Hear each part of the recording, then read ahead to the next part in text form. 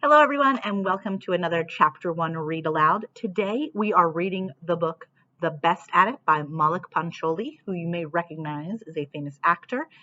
So he wrote this incredibly charming, heartfelt middle grade debut about Rahul Kapoor, a gay Indian American boy coming into his own in a small town in the Midwest. Rahul Kapoor is heading into 7th grade in a small town in Indiana. The start of middle school is making him feel increasingly anxious. So his favorite person in the whole world, his grandfather, gives him some well-meaning advice. First, find one thing you're really good at and become the best at it. Those four little words sear themselves into Raul's brain.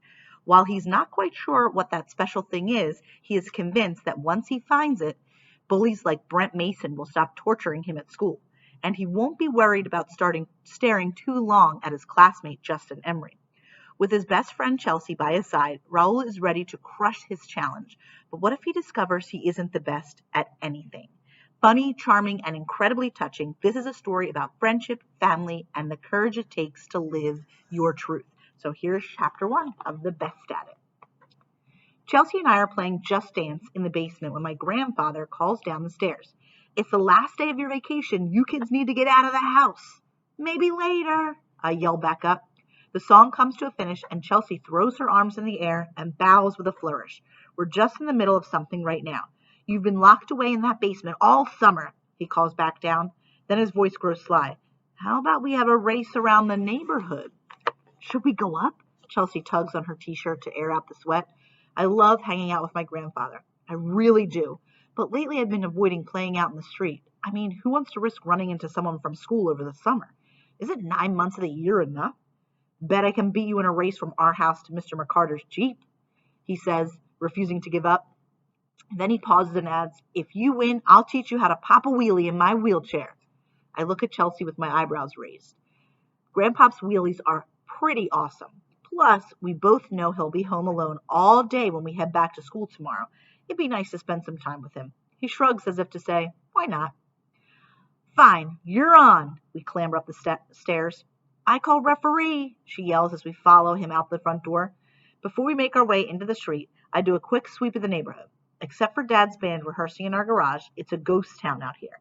Probably because it's August in Indiana and like 200 degrees out. The race is on. I hop up and down to loosen my limbs as he wheels in next to me. Whoever touches the Jeep first wins. He tugs on his wool hat and adjusts his cardigan, his eyes twinkling in my direction. Even though it's sweltering, he never strays from his signature look. He has a Mr. Rogers-worthy supply of cardigans. I think all Indian grandfathers do. On your marks? Chelsea's voice slices through the thick summer air. I curl my lip and throw my best "you better watch out" look in his direction. The sun gleaming off his wheelchair stings my eyes. Stop! Wait! I can't see! I yell. Raul! Chelsea suppresses a laugh as I bat away at the green and black sunspots dancing in front of my face. Sorry! I shove my glasses back up onto my sweaty nose. The green lawns and giant oak trees lining our street come back into focus. Chelsea runs her hands through her short blonde hair and starts again. On your marks? One more second. I bend over to fiddle with my shoelace. I think this knot's a little loose. He raises his hand. Excuse me, Chelsea. Are there rules against this kind of stalling? If there aren't, there should be. She shakes her head at me. Your shoes are fine, Ra. Plus, my dad's going to be here soon to pick me up. Now get set. Hold up. Now I've gone and untied the whole thing. Go! I retie it just in time to see him fly past the starting line. He slams his hands over and over onto the tires of his wheelchair with lightning speed. No fair, I yell, taking off, but he's already ahead of me. Very fair, he shouts, throwing his head over his shoulder to shoot me a devilish grin. He bursts into a full-throated laugh. He has the world's best laugh. It's like 2 scoops of mint double chocolate chip ice cream and a family trip to Disney World all rolled into one. I think your other shoe is untied, he hollered back at me. Huh? I stopped to look. Chelsea face palms. Really, Ra? Oldest trick in the book. He might be 72 and in a wheelchair, but he's competitive as all get out. I bite my lower lip and take off for a second time, pumping my arms like a madman. You might be thinking, how on earth could a 12-year-old kid not beat a 72-year-old man in a wheelchair? Well, you haven't met my grandfather. He maneuvers that chair like a Lamborghini. We also have an agreement. He doesn't baby me just because I'm 12, and I don't coddle him just because he's got 60 years on me. In fact, he's the one who insisted I call him grandfather. It's pronounced kind of like "by," but it means older brother. When I asked him why, he said, because you should always be able to tell me anything that's on your mind, as though I'm your older brother. Which is weird because I prefer that my younger brother, Arun, not tell me anything at all.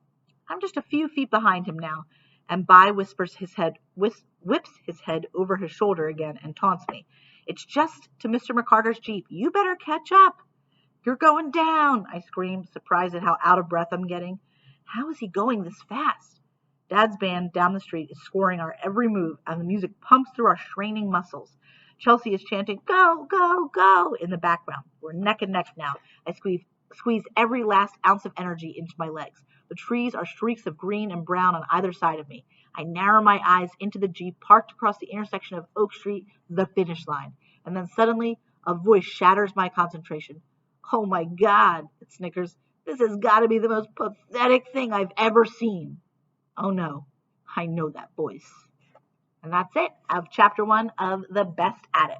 Don't forget, you can read the whole book by either checking it out here at the library or you can check it out from your local library. Otherwise, see you next time on chapter 1 Read Aloud.